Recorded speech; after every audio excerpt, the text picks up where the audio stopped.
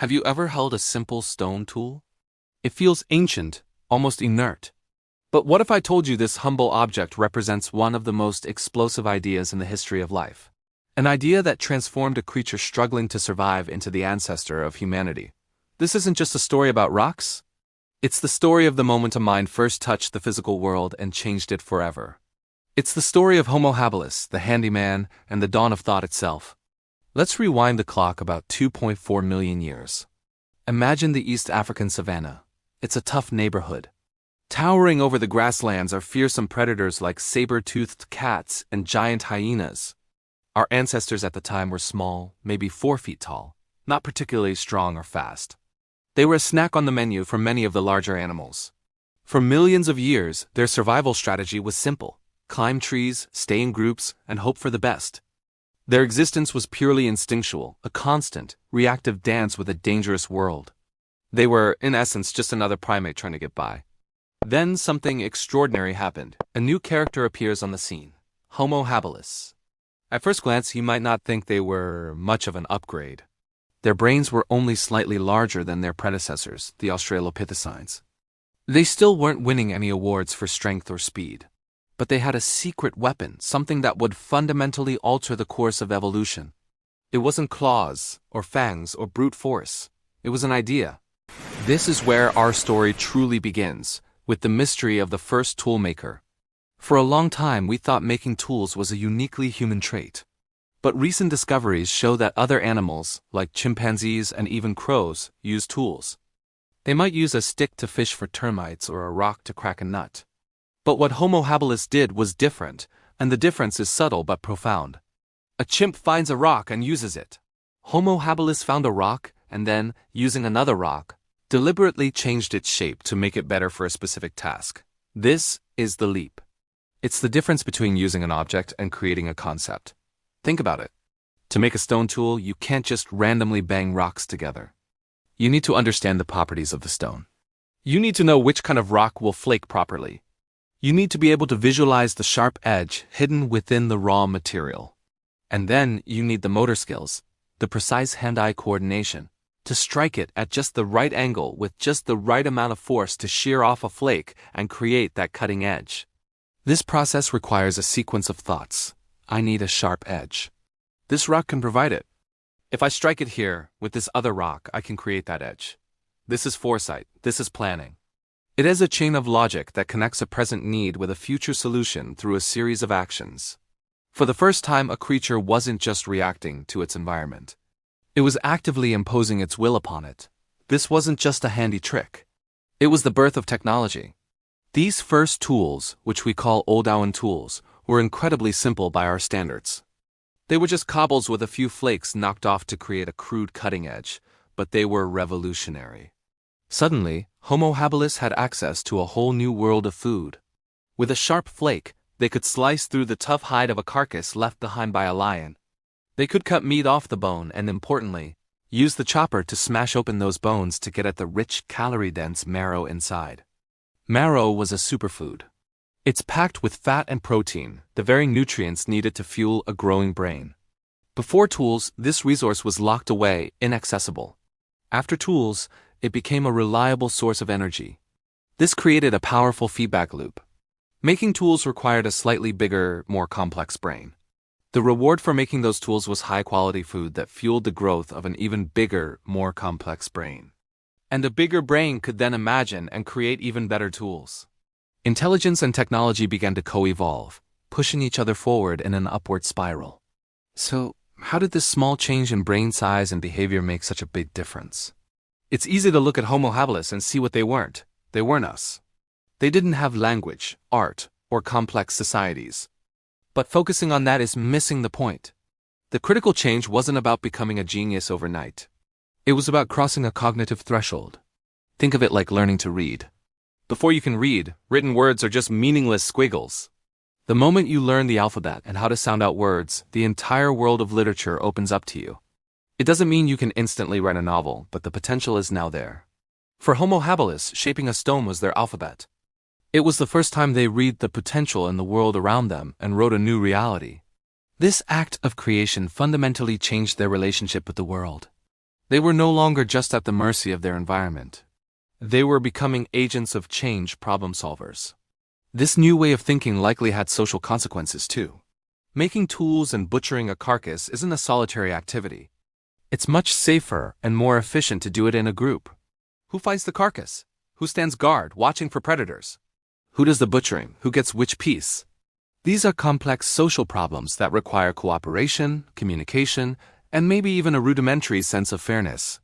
The tool wasn't just a physical object, it was a social object. It brought individuals together around a common goal, forcing them to coordinate their actions. It was the centerpiece of a new kind of social life, one built not just on instinct, but on shared tasks and shared rewards. This was the seed of culture. It's tempting to see evolution as a grand, inevitable march towards us, Homo sapiens. But that's not how it works. It's a messy, branching process, driven by small advantages that accumulate over millions of years. The story of Homo habilis is a perfect example. They weren't destined for greatness. They were just a small, clever ape that found a new way to survive. They found a way to turn a thought into a tool into a meal, and that meal into a slightly better brain. That small change, that tiny spark of ingenuity was enough. It was the advantage that allowed them to thrive while other hominin lineages faded away. It put them on a new evolutionary path, one that led, through Homo erectus, Neanderthals, and others, eventually to us. Every piece of technology we have today, from your smartphone to the spacecraft exploring Mars, has its distant origin in the moment a Homo habilis first picked up a rock and saw not just a rock, but a possibility. So the next time you see a simple stone tool in a museum, don't just see it as an ancient artifact. See it for what it truly is, the physical manifestation of the first great idea. The idea that we can change the world to suit our needs. It's the fossil of a thought that echoed through millennia and gave birth to the thinking, creating, problem-solving species we are today. We are all the children of that first handyman, the human who touched thought and in doing so, laid the foundation for everything that was to come. Have you ever wondered what makes us human? Is it our big brains, our complex societies, or our ability to create art and music? For a long time, we thought our intelligence was the spark that ignited everything else. But what if the story is the other way around? What if it wasn't our minds that gave us our hands, but our hands that gave us our minds? Let's travel back in time about 2.5 million years ago, to the vast savannas of East Africa. This is the world of Homo habilis, a name that literally means handyman, and for good reason. These early human ancestors were the pioneers of a technology that would change the course of evolution forever. Stone tools. Now, when you hear stone tools, you might picture something crude, maybe just a sharp rock. But what Homo habilis created was far more sophisticated. These weren't just found objects. They were designed. They would select the right kind of stone, like flint or quartzite, and then, using another rock as a hammer, they would skillfully strike it to chip off sharp flakes. This technique, known as the Odawan industry, required precision, foresight, and a deep understanding of material properties. It was the world's first engineering. Think about what this meant. For the first time, our ancestors could do things they never could before. A sharp stone flake could slice through tough animal hides to get to the nutrient-rich meat and marrow inside, something their teeth and fingernails could never do. This opened up a whole new menu. Instead of just eating plants, fruits, and the occasional small critter, they could now scavenge from the carcasses of large animals left behind by predators. That marrow, packed with fats and calories, was like rocket fuel for a growing brain. This is where the story gets really interesting. Making and using these tools wasn't just a physical act. It was a profound cognitive exercise. Imagine trying to make one of these tools yourself. You'd have to hold the core stone in one hand and the hammer stone in the other. You'd need to visualize the angle of the strike, anticipate how the stone would fracture, and adjust your technique with each blow. This process demanded fine motor control, hand-eye coordination, and a sequence of planned actions. It's like a complex dance between the hands and the brain. Neuroscientists today talk about the hand-brain loop. It's a powerful feedback system where using our hands stimulates neural pathways, and a more developed brain, in turn, allows for more dexterous hand movements. For Homo habilis, this loop went into overdrive. Every time one of them successfully made a tool, they weren't just creating a sharp edge. They were literally rewiring their own brain. The areas of the brain responsible for fine motor control and sensory feedback from the hands are huge. They sit right next to the regions we use for language and planning. As Homo habilis spent generations mastering the art of toolmaking, they were inadvertently selecting for brains that were better at it. This meant bigger and more complex neural networks in precisely the areas that would later support abstract thought and communication. So, the popular image of a big-brained human ancestor suddenly deciding to pick up a rock and make a tool is likely backward. The necessity of survival pushed Homo habilis to innovate with their hands. They needed to access more food, to protect themselves, to make life a little less brutal. This drive to manipulate the world around them became the primary engine of our cognitive evolution. Intelligence wasn't a gift from the heavens. It was forged in the dirt, through trial and error, by hands that were learning to think. Let's consider the social implications. Toolmaking probably wasn't a solitary activity. It's likely that skills were passed down from one generation to the next, from parent to child, from expert to novice. This requires observation, imitation, and some form of communication. Maybe not language as we know it, but gestures, grunts, and shared attention. Imagine a young Homo habilis watching an elder, carefully mimicking the way they held the stones, the force of the strike. This is the beginning of culture, of shared knowledge. The tools themselves became a physical record of that knowledge, a library written in stone. This shift also changed how they perceived the world. A simple round cobblestone was no longer just a rock. It held potential. It could become a hammer, or it could be the source of a life-saving blade. This ability to see not just what is, but what could be, is the very essence of planning and imagination. It is the same cognitive leap that allows an engineer to see a bridge in a pile of steel, or an artist to see a sculpture in a block of marble. It all started here, with our handy ancestors looking at one rock and seeing another. The brain of Homo habilis was about 50% larger than that of its predecessors, the Australopithecines. While still only about half the size of our modern human brains, this was a massive increase in a relatively short evolutionary period. And a lot of that growth can be traced back to the new demands placed on it by the hands.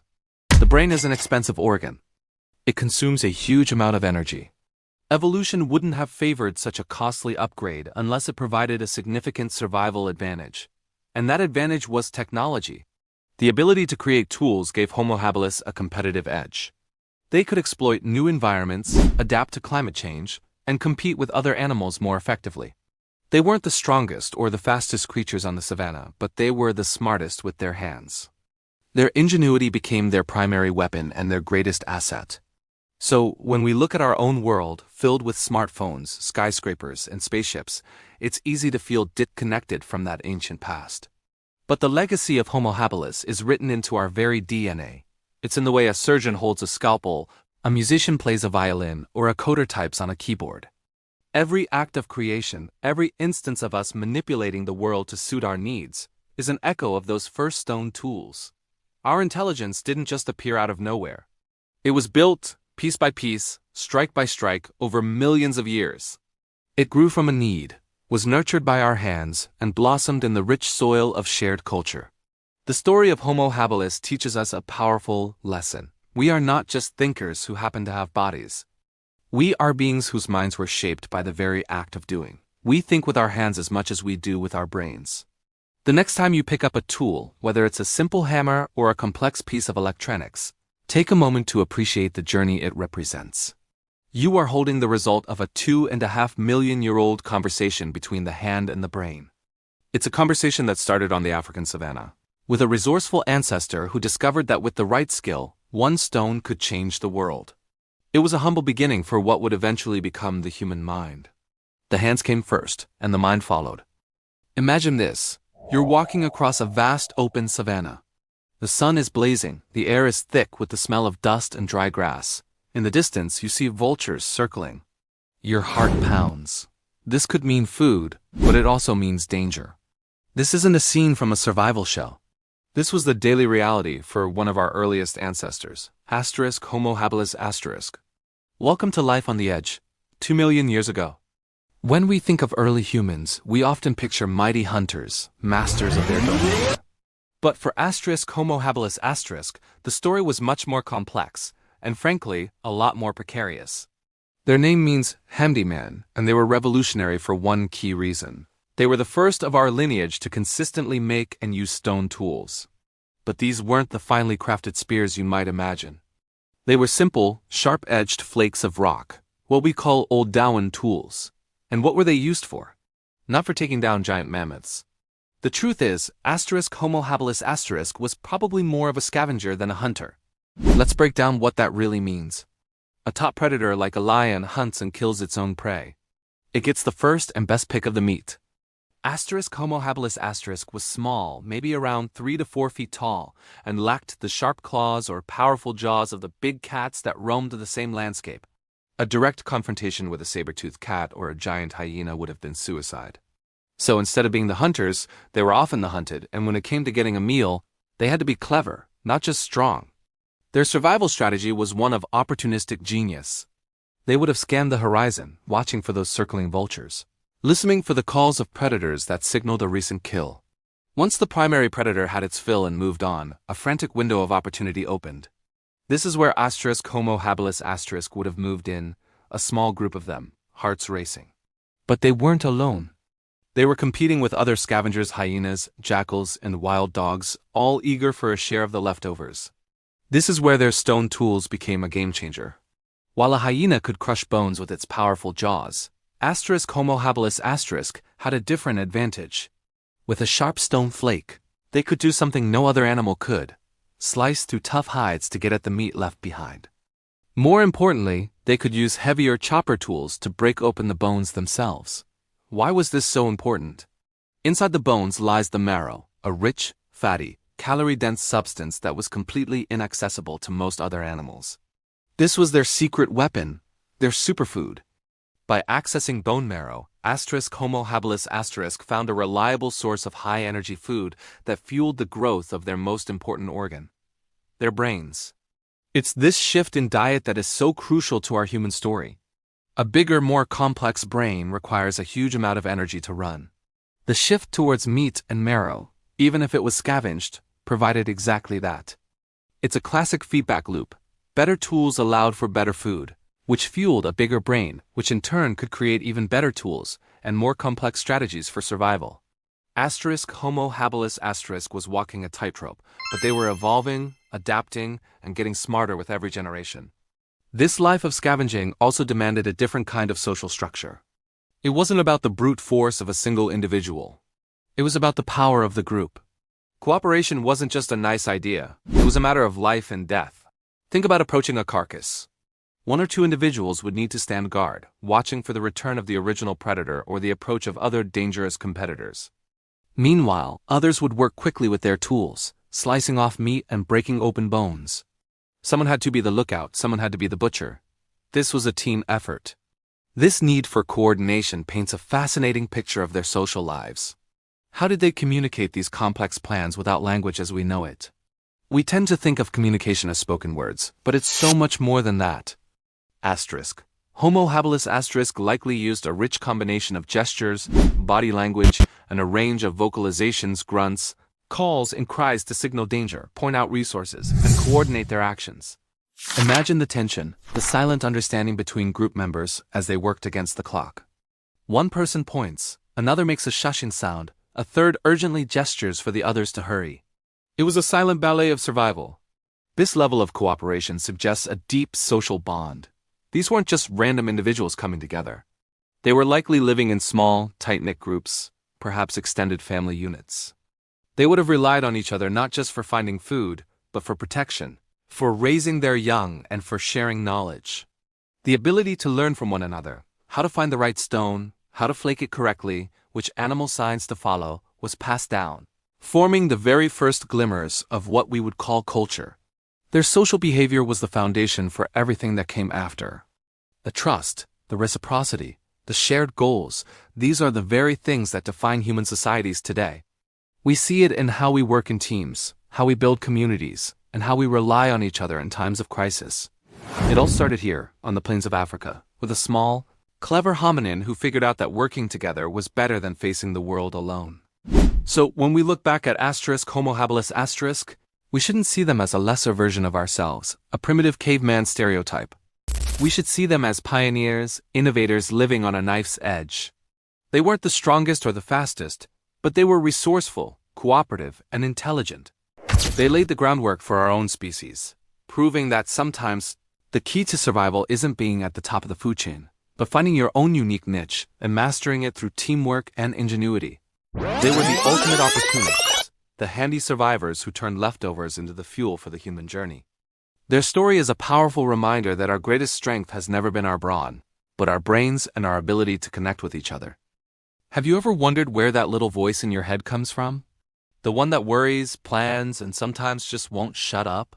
We often think about the big milestones of human evolution, walking upright, discovering fire, inventing the wheel. But what about the evolution of our minds? The real story, the one that defines who we are today, might have started 2 million years ago with an ancestor we call Homo Habilis, the handy man.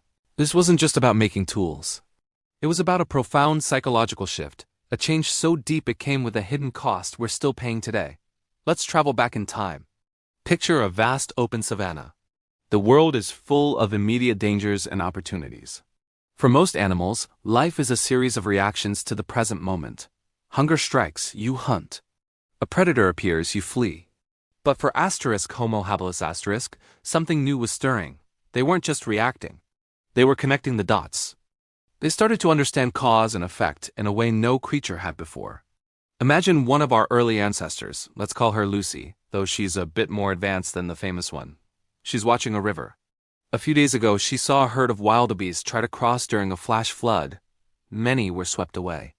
Now she sees their carcasses washed up on the riverbank downstream. Her stomach rumbles. In the past, an animal might stumble upon this feast by chance. But Lucy is different. She remembers the flood. She remembers the direction the water flowed.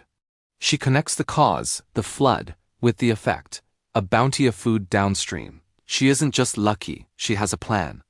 She leads her group not to where the disaster happened, but to where its consequences would be most fruitful.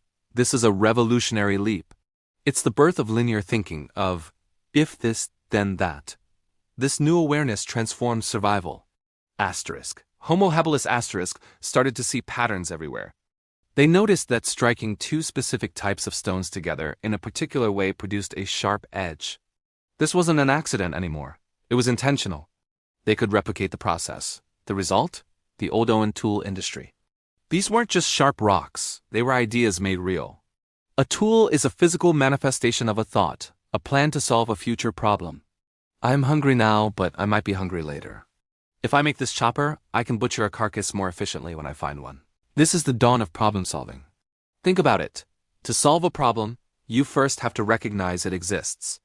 Then, you have to imagine a future where the problem is solved, and then work backward to figure out the steps to get there. Homo habilis looking at a large animal bone with marrow locked inside, sees a problem: how to get to the nutritious stuff. They don't just give up, they remember their stone chopper.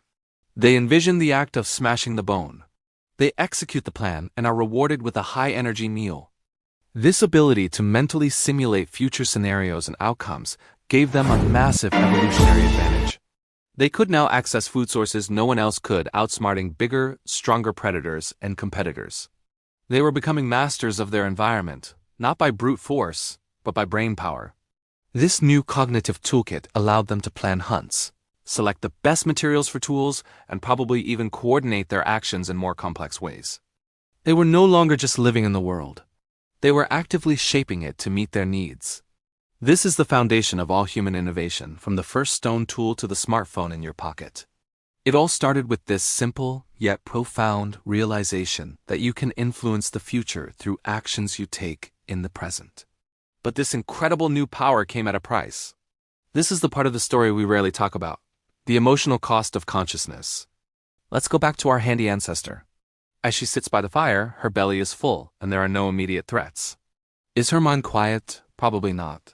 Because the same mental faculty that allows her to connect the flood with the food downstream also allows her to connect a rustle in the bushes with a potential predator. It allows her to remember the time a member of her group was taken by a leopard at night. The ability to think about the future is a double-edged sword. It lets you plan for a feast, but it also lets you worry about a famine. If this, then that logic applies to negative outcomes too. If we run out of food, then my child will starve. If a predator attacks our camp, then we might not survive. This is the birth of anxiety. It's the moment our ancestors stopped living purely in the present and started carrying the weight of the future on their shoulders.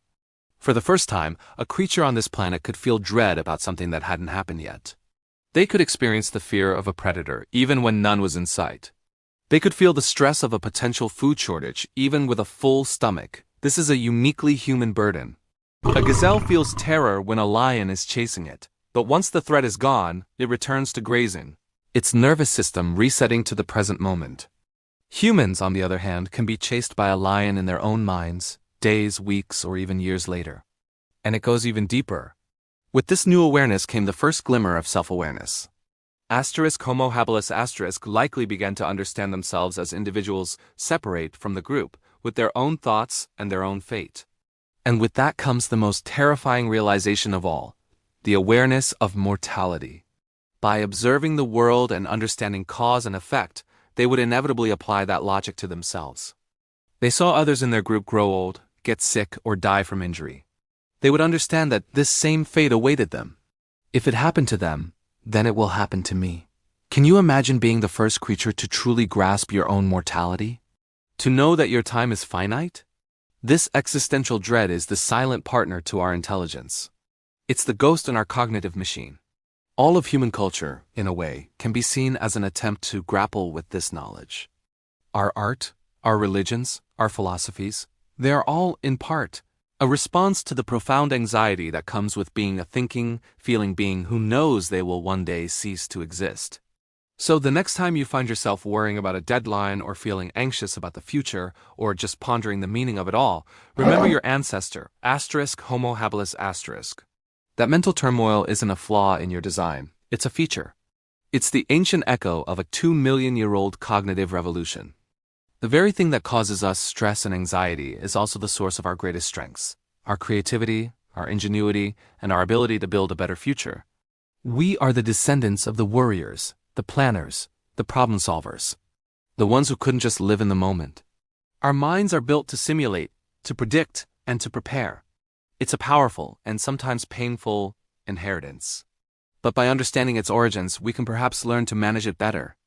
We can recognize that our anxiety is often our mind trying to protect us, using an ancient script that was written on the savannas of Africa.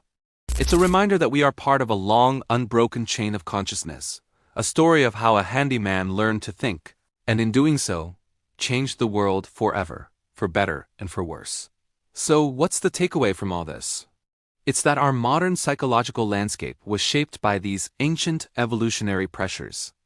The anxiety that can feel so overwhelming is not a personal failing, it's a legacy. But unlike Homo Habilis, we have new tools to manage it. We have mindfulness, therapy, community, and a deeper understanding of our own minds. If you ever feel that this burden is too much, please know that reaching out for help is a sign of strength. It's the modern way of solving an ancient problem. Have you ever wondered what it truly means to be human? We often think about our big brains, our complex societies, or our incredible technology. But what if I told you that one of the most fundamental parts of our identity was forged millions of years ago? Not by us, Homo sapiens but by a much older, smaller ancestor? An ancestor whose story is not one of glorious triumph, but of struggle, ingenuity, and eventual disappearance. Today, we're going on a journey back in time, about 2.4 million years, to meet the very first member of our own genus, Homo Habilis, the handyman. And we're going to uncover how their long-lost world shaped ours in ways you've then never imagined. Homo Habilis wasn't a powerhouse. They stood only about 3 to 4 feet tall, with long arms and a face that was still quite ape-like. But they had a secret weapon. Look at your own hand for a moment. Wiggle your thumb. That incredible ability to touch your thumb to each of your other fingertips, the precision grip, is a legacy. Homo Habilis was one of the first hominins to possess this trait, and it changed everything. This wasn't just a physical tweak. It was a cognitive revolution. For the first time, our ancestors could systematically create tools. Not just picking up a rock to smash something open, but deliberately chipping one stone with another to create a sharp edge. These weren't fancy axes or spears. They were simple implements known today as Oldowan tools. But to Homo Habilis they were the key to survival. Imagine the world they lived in, The African savanna was a terrifying place, filled with massive predators like saber-toothed cats and giant hyenas. Asterisk. Homo habilis asterisk was not at the top of the food chain. They were small, relatively slow, and easy prey, so how did they survive? They became the ultimate opportunists. Using their simple stone tools, they could do something no other animal could. When a lion finished with a large kill, say a wildebeest, asterisk Homo habilis asterisk could move in. With their sharp flakes of stone, they could quickly slice off meat left on the carcass. More importantly, they could use heavier chopper tools to smash open the long bones and access the one thing no other predator could get to: the rich, calorie-dense bone marrow inside. This wasn't just a snack, it was a game changer. This high-energy food source was rocket fuel for a developing brain. And their brains were indeed growing.